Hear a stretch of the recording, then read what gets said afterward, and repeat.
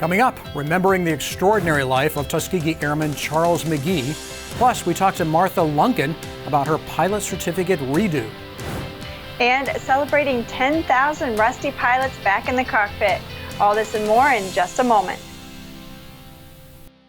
So when I'm working, flying an airline jet, I use Bose ProFlight. The ProFlight changed the comfort level. It's so light I never take it off my head. This is AOPA Live This Week with Tom Haines and Alyssa Cobb. Hey everybody, welcome to AOPA Live This Week. A couple of things have us talking this week. That's right. Hey Tom. So this first story is actually a very sad one. It's about the passing of Brigadier General and Tuskegee Airman Charles McGee. And you know, I had the honor to be able to meet him back in 2016 and hear him speak. And something that he said then as he was speaking to future generations to inspire them has always stuck with me. And I think it's something that we can all learn from. And he called it the 4 Ps. Perceive, prepare, perform, and persevere. And boy, did his life and career embody that. Yeah, it sure did. And I've heard him use that the same example. I think it was part of his kind of keynote speech. And he has great examples of his life about how he used those 3 Ps to really overcome some challenging situations and lead a remarkable life. That's right. Now, for all of you, stick around to the end. We'll have a remembrance of General McGee coming up later in the show. Yes, we will. And the other thing a lot of people are, well, at least in the media, are talking about is 5G and aviation. Yeah, and what the heck is going on? I mean, first you hear the cell phone companies are going to turn it on. Then they're going to turn it on with some sort of limitation near some airports. And the airlines are all up in arms now, and the CEOs have sent a letter to President Joe Biden talking about the huge disruption this is going to have for the airlines. And so now on Tuesday, AT&T and Verizon said, okay, they're not going to turn 5G on near some major airports. But they're not happy about it, and they're calling out the FAA and FCC saying, hey, you all don't have your act together. That's right. Boy, that pendulum has swung back and forth a lot in the last few weeks. And to help us sort it all out, we're turning to AOPA's Vice President of Regulatory Affairs and former FAA Inspector, Murray Hewling. So Murray, top level, what's the issue? Yeah, thanks for the question, Tom. And before I begin, I'd like to kind of describe exactly what we're talking about here in regards to 5G. So, you know, we've all heard through our phones, different providers, that they have 5G. That's been going on for several years. And in particular, what we're talking about is called the C-band. And what this is a spectrum, a band in the spectrum that has not been used before, and it's now being used as it's being rolled out today, actually. And it sits beside a spectrum that the radar altimeters in aircraft actually use. And it's so close, there's evidence that it can cause interference in radar altimeters. So these are precision instruments that tell a aircraft how close they are exactly to the ground. And it's pretty important under low visibility conditions for landings that they know exactly how high they are. Aircraft that this pertains to is the commercial airlines, business aircraft, helicopters, and even some small GA aircraft can have the radar altimeters. AT&T and Verizon, as you mentioned, they said they wouldn't turn on in some of the larger major airports. However, that didn't stop several of the international carriers actually canceling flights today just due to the concerns of the risk of interference. Wow. So, Murray, now the airlines say that the FAA and the FCC and the avionics folks have had 2 years to figure this out. Is this a case of feet dragging? Yeah, no, it's really not in the FAA and industry's point. You know, we along with AOPA joining in this, we've been going against or highlighting this issue for several years now when it was first brought up. FCC has refused to acknowledge, the risk that had been identified. And as a matter of fact, in December of 2020, they auctioned off that C-band spectrum, and that rolled out today. FAA's been working hard on this for a good long time. They responded accordingly due to the safety concerns of the flying public and operators.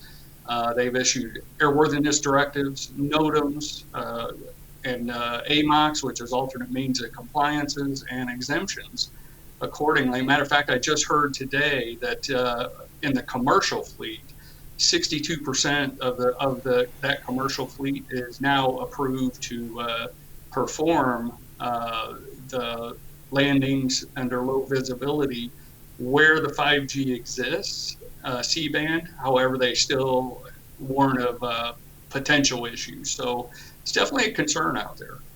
Right. Well, so one of the main talking points of the cell phone companies in favor of turning this on is that they say they've been able to make it work in Europe. So what's the problem here? Yeah, so it's a they've been saying that for several years now, and it's really apples and oranges comparison. The example I give is in France, the 5G system that they have established is half the power output of the U.S. 5G system.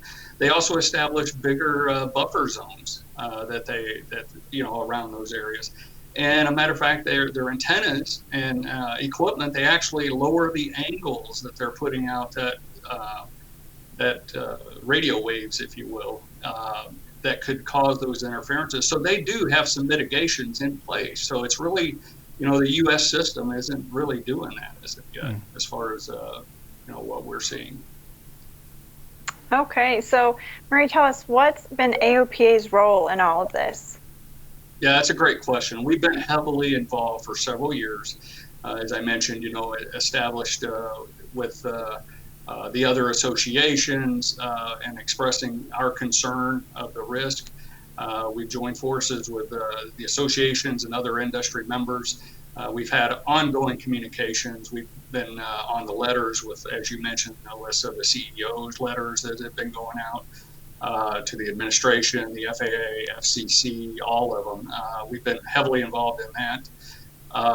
And we've also, staying cognizant of how the FCC went about rolling this 5G C-band out. There's concern there in how that was done, and we want to stay involved and make sure if there's any future type of interference that could come out in the system, we want to make sure that's done in an effective manner and not just rolled out without considering risk fully and ensuring a safe system.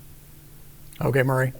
Well, thank you for your insights on that and for your team in D.C. being on top of these kinds of things and making sure that GA's got a voice at the table and that our interests are represented there. So thanks for that, and we'll stay in touch on this one. Sounds good. Thank you so much. Well, here's the latest in the kerfuffle over avgas in California's Santa Clara County. The two county-owned airports have banned 100 UL leaded avgas. We reported that before the holidays. And in their response to an FAA informal investigation letter, county officials say they have every right to do that because they own the avgas storage tanks. Now, meanwhile, those officials are jumping up and down joyfully because the Environmental Protection Agency accepted their petition to evaluate whether lead emissions from piston engine aircraft endanger human health and welfare. Nothing really new there. EPA has been responding to these petitions and doing studies since at least 2006. EPA says it will issue a proposal for public review sometime this year and take final action next year. If, and I said if, the EPA issues an endangerment finding, the law requires the government to take steps to reduce the amount of lead emitted from piston engine aircraft, but it can allow for a reasonable transition time, which is what we're all working on. Meanwhile, the aviation industry is working feverishly to certify non-leaded fuel that can be used in all piston engines, not just some. Well, this one caused quite a stir. A famous aviator, there's even an airport named for her family, that's your first hint, flies under a bridge. Feds aren't pleased, and more than a year after the event, they revoke all of her certificates. So she starts all over again to get her private pilot certificate with 14,000 hours. We caught up with Martha Lunkin last week for a Pilot Lounge chat. Certainly what I did was illegal, and I knew it. It was not dangerous. Did it come up at all during the examination, the check ride? Well, not directly, but as we took off and initially headed on course, my first checkpoint was this big, beautiful bridge, the Jeremiah Morrow Bridge, which I knew well. Yeah. We went over it. Well, you can catch the full chat, including the answer to this question. I'm sure many of us have wondered whether Martha has flown under a bridge before in the full Pilot Lounge interview on our YouTube channel. Well, welcome back into flying, Martha. Speaking of getting back to flying, a major milestone for the AOPA You Can Fly Rusty Pilots initiative. 10,000 pilots have returned to the left seat as a result of that program. Pretty amazing. AOPA offers several ways to get back on track. Attend an in-person seminar, a live webinar, or take a self-paced online course. Rusty Pilot seminars are free to AOPA members, and Rusty Pilot's team here at AOPA has gathered a number of the formerly lapsed pilots to tell the story of how the program helped them. Here's an excerpt for the video. Once a pilot, always a pilot, right? It's just about how do we become comfortable again in the airplane. I had not had logged an hour in 18 and a half years. Had always known about the Rusty Pilots program, and so it just seemed like a natural way to get started back into it. I've discovered, hey, I'm not alone in this. There's a room full of people just like me.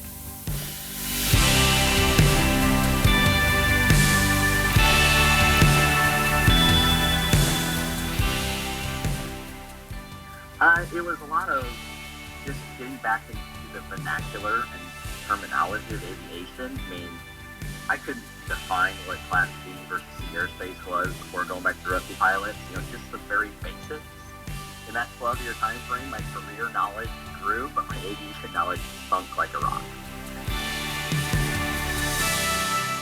It is a structured approach to getting current and being comfortable. Getting my head around the fact that it was tough, but it wasn't nearly as tough as I had in my head.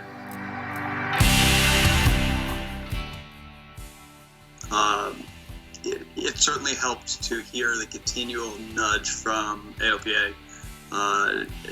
It didn't go by the wayside, that there was somebody out there saying, just do it, just get out there and do it. There was one thing that the moderator said that was more meaningful to me than anything else in getting me back in the cockpit. And she said, don't wait until you've mastered the technology. Just get back in the airplane. It is because of, and I'm like not a paid supporter or anything, but literally it's because of that Rusty Pilot seminar and because of that one piece of advice that I got back in the airplane. I'm just having a really, really good time.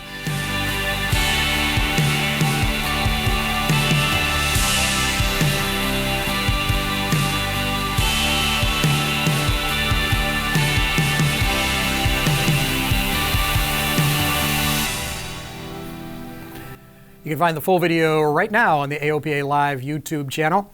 If you want to learn more about Rusty Pilots or sign up for it, just head to rustypilots.org. Well, it seems like there's a shortage of everything these days due to the coronavirus pandemic, and now it's affecting aviation. Airplane, engine, and avionics manufacturers are all facing supply chain shortages. Cirrus and Cubcrafters both report that they are having trouble getting all the parts they need to produce new airplanes. Now, you've also heard about the chip shortage, of course, and that's having problems for Garmin, Avidyne, and Trio. Then there's the labor shortage, and that's where Dynon and Continental report to us that it's much harder for them to find staff right now. So if you're wanting a part, the key is to be patient. Companies say they're doing their best that they can during the challenging times. Now you can read more about this issue on our website. Big news, even if not that big of a change for Sonex. Sonex's former general manager Mark Schabel has purchased the company, making him the new president and owner of the popular kit plane manufacturer.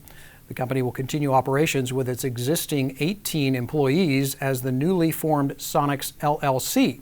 Sonex was founded in 1998 by John Monette. Since then, the team has produced a variety of kit plane airplanes, including the Subsonics jet.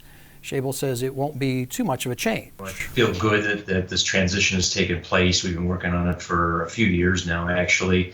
And, we've kind of reached the finish line in this process, and we can carry on and, plan all the things we want to do, and new innovations and new products and improvements for current products, and just our processes in general, and ways to serve our customers better. You can read more about the deal on our website, and congrats, Mark. We're happy for you. Seems like only yesterday you were slinging a camera around here. And while you're on our website, you can check out some new content from the AOPA Air Safety Institute. ASI has 4 new webinar series. They will cover topics like behind the scenes of an NTSB investigation, using flight deck technology, flying in the backcountry, and weather safety for all seasons. You can find the full schedule and register at the ASI website under the webinar tab. And the Air Safety Institute just gained a new asset for creating safety content. Get this, an Extra 300L aerobatic airplane. Wow. It was generously donated to AOPA, and AOPA Editor-at-Large Dave Hirschman has the story behind it. If this Extra 300L looks familiar to you, perhaps it's because you flew it. On your desktop computer, anyway. Way back in 2006, Microsoft featured 105 Mike in its release of Flight Simulator 10. And now Bruce Williams, a flight instructor and former Microsoft manager who had a lot to do with that product, has donated the unlimited aerobatic airplane to AOPA. It was really fun to go out and just fly, like a bird. Williams instructed in the Extra himself for about 20 years through Bruce Air, his flight school. I think it's the best tool out there because it has the performance that you need for doing almost anything you would want to do. But specifically for things like stall spin upset training, you really don't have any limits you have to worry about. With 2 people on board, you're basically plus or minus 8 Gs. It's a very efficient airplane. You don't have to struggle back up to altitude after doing maneuvers. And for training purposes, it's great because it's a very honest airplane. Now the AOPA Air Safety Institute will use the Extra to help pilots avoid loss of control accidents. You can take this airplane up, put some cameras on it, inside it, and then really see what it looks like to be upside down, or what leads to a skidding stall, what happens when you stall out of a skid or a slip. A big one is people, we all learn, for example, you can stall at any airspeed, any attitude, but it's really hard to demonstrate that concept in a typical training airplane. Well, in this thing, you can go up and do a loop, and you can stall it all the way around the loop and recover each time and see what that looks like. So I think there's great opportunity to do some both really short-form focused videos and also some longer videos. Special thanks to Bruce Williams for this incredibly generous donation. We look forward to putting it to use for the betterment of general aviation. Dave Hirschman, AOPA Live. Well, next, the Extra will head down to Southeast Aero in St. Augustine, Florida for some new avionics. Now, while it's there, we're also going to catch up with aerobatic champion Patty Wagstaff and ask her to share some tips about flying this tremendously capable airplane. So make sure to keep an eye out for it at future events this year. And Tom, what an exciting donation. So much potential to help with safety content and our AOPA events.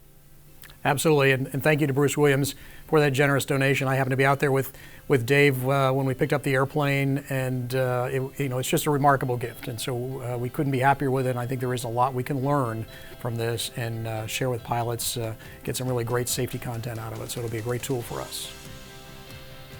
Hey, coming up after the break, find out what we're doing to save East Hampton Airport.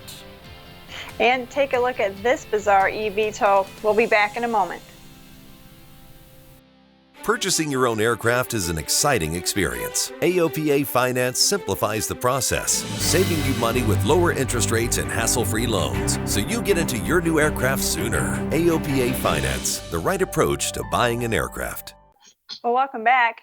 The town of East Hampton, out in the swanky part of Long Island, has announced that it's going to close its public use airport. Then they plan to reopen it as a private use airport with prior permission required to use it. Now, AOPA has been fighting restrictions at this airport for years. And so we turn to the guy who's been leading AOPA's fight to keep the airport open, Bill Dunn. Hey, Bill. So can you tell us, can they do this? Yes, unfortunately they can. The town of East Hampton has not taken any federal grants since 2001. And in September of last year, all federal obligations expired. So essentially, they're no longer bound to operate the airport as an airport. So what are the next steps? What are we going to do? Well, over the decades that we've been involved in this, we've had a lot of meetings with a lot of people out there. And right now, the township has announced they're going to close the airport on February 28th and reopen it as a private use airport on March the 4th. They have yet to determine and publish what the restrictions are going to be. They can restrict based on size of aircraft, level of noise, weight of aircraft, helicopters, large turbines. They haven't announced what their plans are yet. So we're staying on top of that, and we'll let the membership know as soon as we hear from the township. Okay. And Bill, in your vast experience on airport advocacy for AOPA for years and years and years, have you ever seen this before where, they close a public airport and reopen it as a private so they can have more control?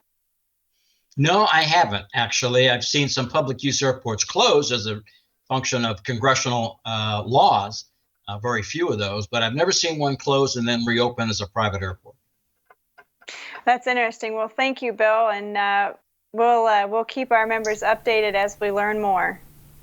We'll stay on it. Thank you. Well, holy heck, Will Robinson, flying saucers are real. Take a look at this. This is the first untethered flight of a full-scale Ziva Aero Zero, say that 10 times fast, an eVTOL of most unusual design. The single-pilot machine is designed to take off and land vertically and then transition to horizontal. The saucer shape acts like a wing. The company claims it will have a cruise speed of up to 130 knots and a 50-minute endurance. They say the first production units will cost less than $250,000. But hey, guys, we should talk about crosswind landing techniques. Looks like that could be rather challenging in that thing. What do you think, Alyssa? It does. Yep, that would definitely be difficult. Well, for many pilots, the love of flying came after a discovery flight at a local flight school. The flight school experience really can make or break a flying career. Now this week, we honor an exceptional one. That's AirVentures Flying School in Rhode Island, the top flight school in the Eastern region in the 2021 AOPA Flight Training Experience Awards. Owner Doug O'Clair started the flight school in 2010 with, get this, just $800 in his pocket and an airplane on leaseback. His goal was to create the kind of flight training experience that he was looking for as a student. Big on experience, like an experience-based learning environment. And what I mean by that is that we spend a lot of time organizing activities and group events. Like we go to Oshkosh every year. We do stuff like trips down to air and space.